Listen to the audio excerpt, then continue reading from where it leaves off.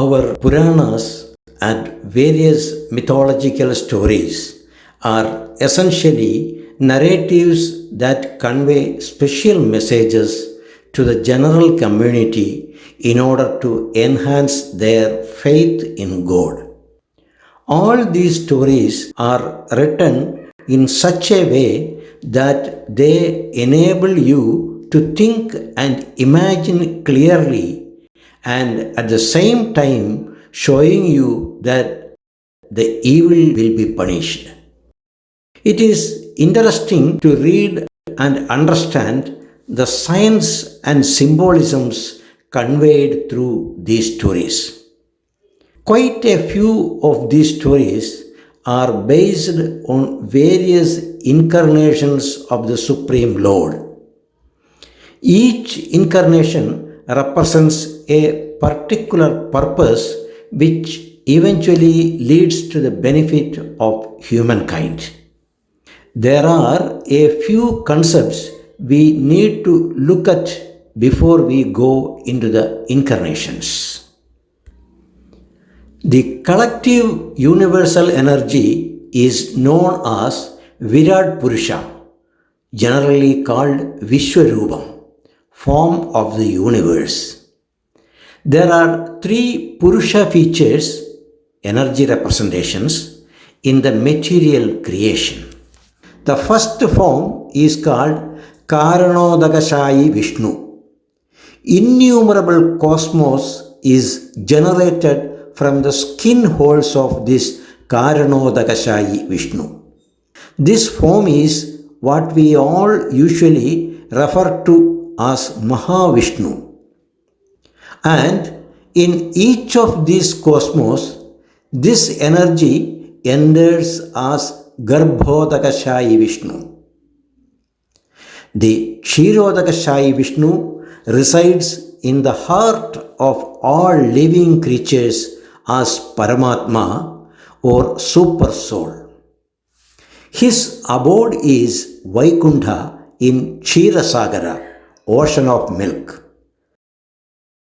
In coming series, we will discuss in brief about the 24 important incarnations of this Lord Vishnu, which is mentioned in the Bhagavatha Purana, Canto 1, Chapter 3.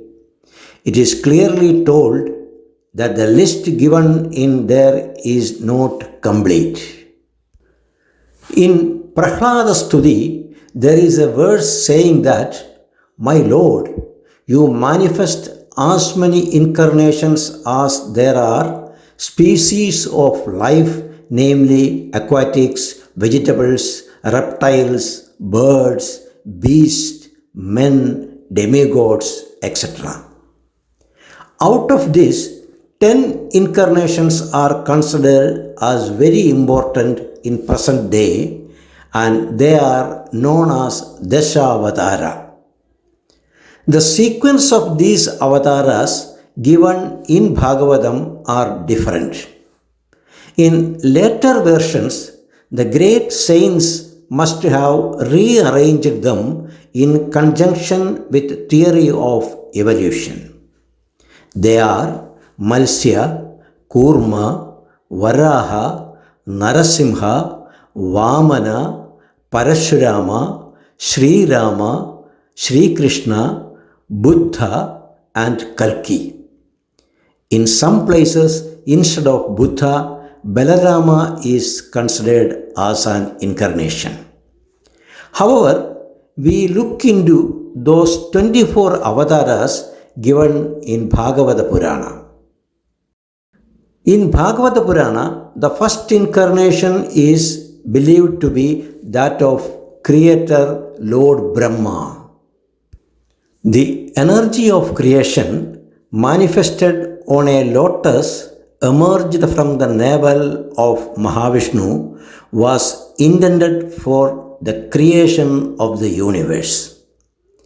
There is a notion that certain powers of the Supreme Lord can be invoked for a particular purpose. This principle is followed by the priests by invoking the power onto an idol for the purpose of worship. We call it as Avahana. Same way, Lord Vishnu's power is manifested as Brahma for creation of everything in this universe.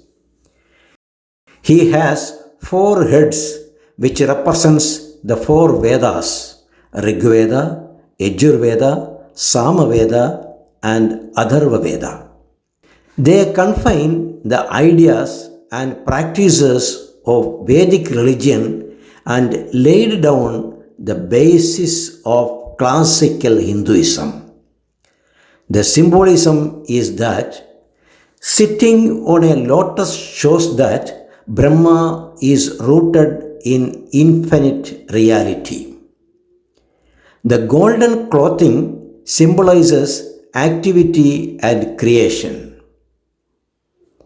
Water pot in his lower left hand denotes the material used for creation.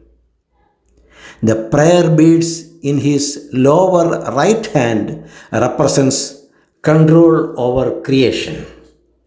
The book held in upper left hand is the knowledge and Vedas. The beard represents the wisdom and eternal process of creation.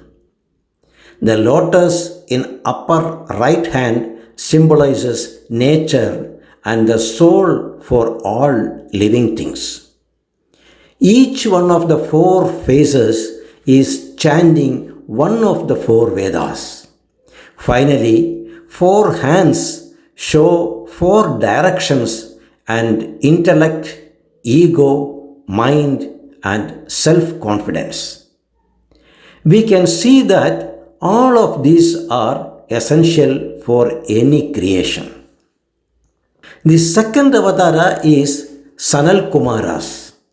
They are the first creation of Lord Brahma. Four boys were manifested from the mind of Brahma for further creation. They are known as Sanaga, Sananda, Sanadana and Sanal Kumara.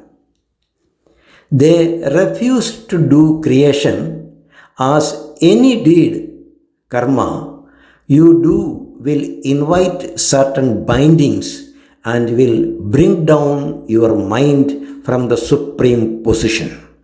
Hence, they preferred to remain unbound with worship of the Supreme Lord and remained as Kumaras, boys. They are considered as the ultimate sages, Maharishis, and nobody can prevent them from going anywhere in the universe at any time. One of the stories that refer to Sanal Kumaras is when they were stopped by the gatekeepers Jaya and Vijaya of Vaikuntha. The sages cursed them to leave the heavenly abode and to take birth in lower world. Immediately they realized their mistake and begged for forgiveness. As the curse cannot be taken back, Lord Vishnu interfered and with the permission of the sages, the curse was reduced to 3 rebirths and the Lord agreed to take their life himself in each birth to get Jivan Mukti, merging with the Supreme Lord. So, with that effect, Jaya and Vijaya were born as Hiranyaksha and Hiranyakashipu in their first birth, Ravana and Kumbhakarna in second birth, and finally as Kamsa and Shishupala in their third birth. This is also a good example of how our Puranas are interrelated as well. Thank you and we shall come with some more incarnation in the coming part.